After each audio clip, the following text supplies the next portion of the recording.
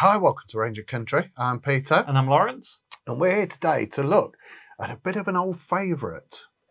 Now, we've got the Crosman Vigilante.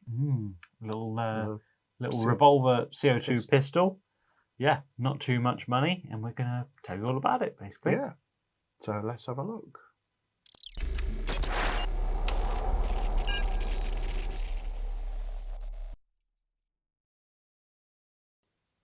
Now, Crosman, Lawrence. Crosman are a huge American manufacturer, aren't they? Of all sorts of air guns, basically. They're generally at the not too expensive range of the market. Yeah. And this is their, I'm sure it's not their most entry level, but yeah, these have been, Vigilante's been on the market for years and years, hasn't it? Tried and tested. Very simple in how it works. It's revolver style, but you've got this little magazine that drops in. And yeah, we're going to go through. Now, Crosman, their products seem to be a bit of a cut above other more budget air guns. Mm-hmm. Would I be fair in saying that?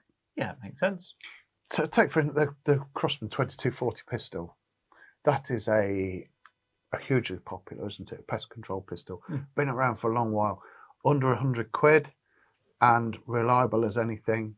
And it's, it's for dispatching vermin in traps. It is. That's the one to go for. It certainly is. Yeah. I don't think the Vigilante's letting the brand down at all either. Is it? The quality of the feel of the pistol is top notch. Pretty good. Yeah. Let's talk you through all the different features of it. Yes.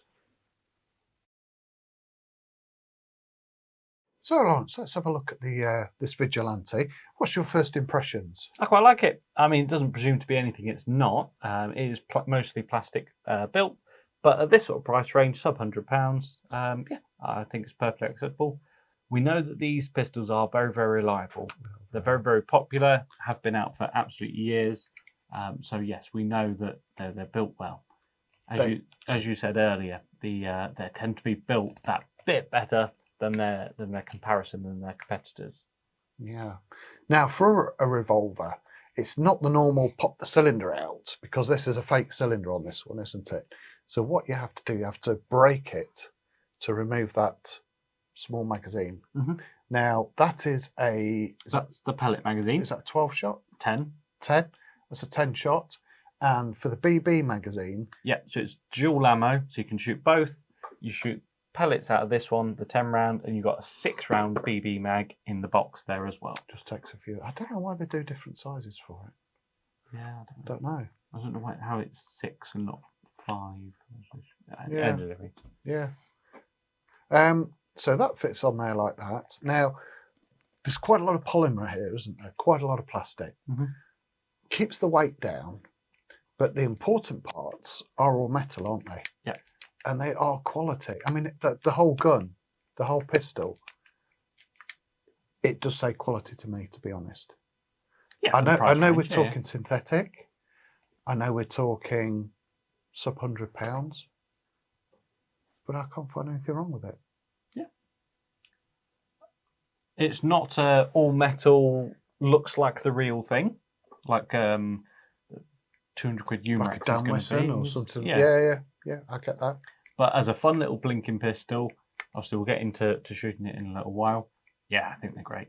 But it's not the weight of a downwestern, is it? Or a no. Nice snapshot there. Now to open it up, you press that. That's quite hard to press down. So any juniors would probably going to need a hand. I don't think they're all like that. So I think it's maybe just this one that we've got on test here today. It is brand new. It's going to wear in a little bit. Yeah. You get a metal barrel liner with it. You get the hammer's metal, the trigger's metal. The important bits inside are metal. But it's lightweight. The main sort of chassis of it is metal, but these plastic grips are plastic. Yeah. The plastic grips are plastic. Yeah. Now, that grip is quite big, isn't it? How does that feel in your hand? Do you think? Oh, it's quite deep. Yeah, I get you. I get what you mean. I thought it was quite like a junior would probably, with a smaller hand, would probably struggle with that. Do you think? Maybe. It's quite a reach to the trigger as well. Yeah. Length pull there's a little bit. Yeah, not uncomfortable. But yeah, quite deep, I would say. Yeah. Now you can use this on single action and double action, can't you? Do you want to just explain to? Yeah. So double action is where basically the trigger pull does a double action of cocking the hammer back and rotating the mag. Whereas on single action, you've already rotated the mag and you've already cocked the hammer, so it's just got to release. So double action, you pull in, you pull in, you pull in, bang. Single action, bang. With single action, you tend to be a lot more accurate, don't you? Yeah. And you generally your double action using that for your follow up shots. It's generally not as accurate, are they? No, because obviously you're pulling it, you're squeezing it, yeah. you're moving a lot more. Yeah. Powered by CO2. Now, that's quite a... For a power source, CO2, it's quite versatile, isn't it? Mm-hmm. It's cheap. It's fairly harmless gas. It's small, Yep. lightweight, and is accessible, I would say. So rather than having to charge it up, being a PCP, there'd be a lot more parts. CO2, very simple. Yeah, very simple. Yeah. Now, you've talked about the single action and the double action, obviously. Now, we've got a bit of pick rail there on the top, haven't we? Mm-hmm. And we've also got a bit of pick rail there on the bottom. Yeah. So this is Picatinny rail. This is a standardized rail basically for, you could have a red dot up top, you can have a torch down below. It's basically a standard mounting rail. I think for the price point they're pretty darn good, aren't they? Now, this one hasn't got fibre optic sights, has it? So you're going to have to get either the nail varnish or the Tipex out. But I don't see that as a problem. At this price point, I do not see that as a problem. No, absolutely. It has got adjustable rear sight. The front one is fixed, but the rear sight is fully adjustable for elevation and windage, for up and down and left and right. And the safety catch, it actually does have a safety catch on there, doesn't it? Mm-hmm. Now, that's a bit of a more of a cross bolt safety. So the hammer, you can fire it when it's unsafe, but the actual the pin of the firing valve is actually blocked from the hammer striking it. So similar to, I think, like the Berettas, Umarex Berettas, I think they work the same. Just bring a blocking bar across so the hammer cannot strike the firing valve, basically. And that's exactly what happens here. And then take the safety off, and away we go. A lot of gun for the money. Yep. I would say. Yep. Very, very well. I mean, in terms of power, though, you would only really use this for plinking. Oh, so yeah. you're just shooting tin cans. Yeah. You're just shooting Yeah. targets in the back garden. Again, leads into the versatility of having pellets or BBs. BBs are obviously cheaper, but they're going to ricochet a lot more. Yeah. So, yeah, as a great little backyard plinker, I think it's great. I think it's bang on. I think you nailed it there. Yeah, backyard plinker, tin cans, unbeatable. Yeah. Price point, yeah, definitely. Okay, I don't know what more there is to say. Should we just get straight into shooting it? Well, let's have a go. Yeah. Okay. Bear with us 2 seconds. So, Lawrence, let's see what we can do with this pistol. Now, it's completely devoid of gas at the minute, isn't it? Completely empty. So we'll show you how to charge it with a fresh CO2 cylinder. Mm-hmm. Away you go. Yeah. So first thing I'll do is obviously I'll make it safe. Underneath here, there's a little like groove thing, so you can be able to get your fingernail into there, pull that off, flip them over again, pull that off the other side as well. That exposes where the CO2 goes. We drop that up into there. He says try and do it the other way around, but also showing the camera, not going to happen. Cool. So that drops into there, and then we just tighten that up. Might go with a little hiss, I'm hoping, might not. Sometimes they do, sometimes they don't. But that is ready to go. When you've got that sorted, side plate back on, side plate back on, and we're ready to rock. Okay. Now to load the. Now these come in 2 magazines, don't they? Yep. Now one is for BBs Mm-hmm. and one is for pellets. Yeah. So the pellet firing is the higher shock capacity one. Why is that? Do we know? No. Okay. So all I'm going to do is I'm going to load that up here now. So we're using these Gamo Magnum pellets. I'll be honest, it wouldn't be my normal first choice of pellet for a pistol, but these are sort of the cheapest ones. You're only chucking at 6 yards, though, aren't you? Really? So probably anything. Probably geckos would be a good choice. They usually I go to. Yeah. Gamo Match do a nice lightweight, not too expensive pellet. I'd normally go for a flathead just because it makes better holes in paper targets. Yeah. Right, make sure they're all pushed down nice and flat. Because if they are sticking up in some magazines. Those are pointy pellet, aren't they? Right. Cool. So we're ready to go. Gamo Magnum Energy. That's the ones. 10 o'clock, some voice. Brilliant. So that little plastic magazine just slips onto that spindle. Is it a spindle? Is Spindle? That Spigot? Yeah. Some form of word. Close that up in a safe direction, and we should be ready to rock, as they say. Right. So put it on single action to get the best results. And now, this is where I have a disadvantage because I cannot see the target that Lawrence is shooting at due to the angle of the camera and where we've set the target up outside the studio. We're shooting at 6 meters.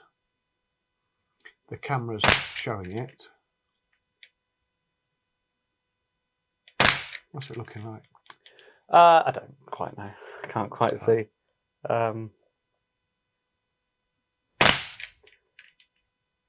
It's hitting the target, and it's hitting roughly in the middle of the target. I couldn't ask for much more. I don't know how many that was. Should we change tact with this one? Double action. That's empty. It empty. definitely changes tone, doesn't it? When it's Yeah. empty. You can hear the difference. 3, 6, 9, 10 shots. I just can't count. Accuracy was fine.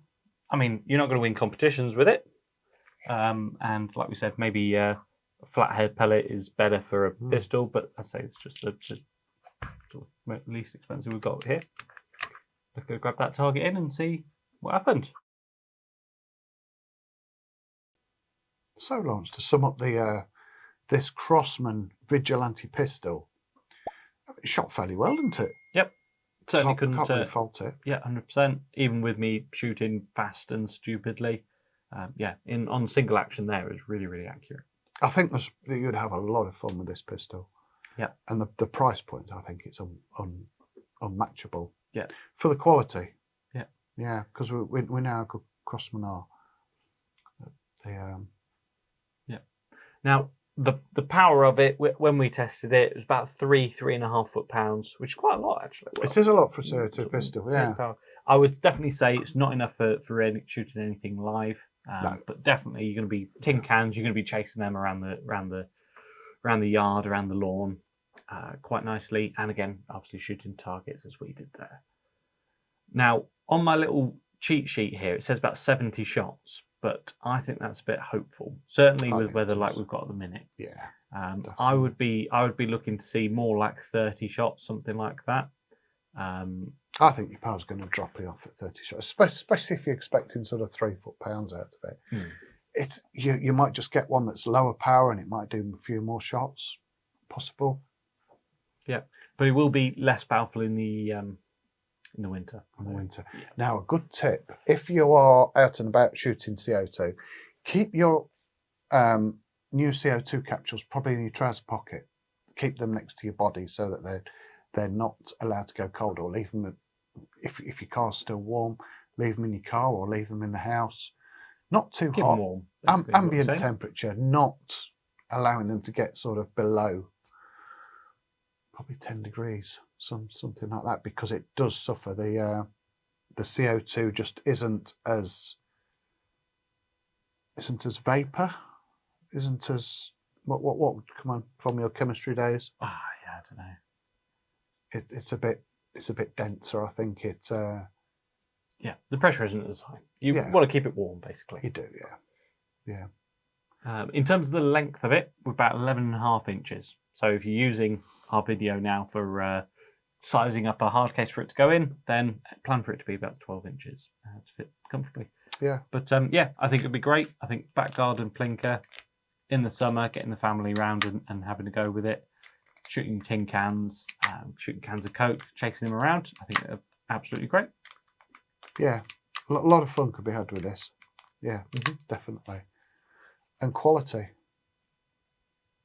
Quality does belie the price, to be honest. Yeah. It really does. Yeah. So we are a big fan of Crosman. We've been selling them for a long time, and we know them well, don't we? Yeah. We do recommend them. So, as we always say, get your hands on one. If you've got small hands, just bear in mind that you just might not be the best for this grip. And probably juniors as well, probably under 14, something like that. Maybe it may be a bit large for their hands, but get your hands on one and give it a go.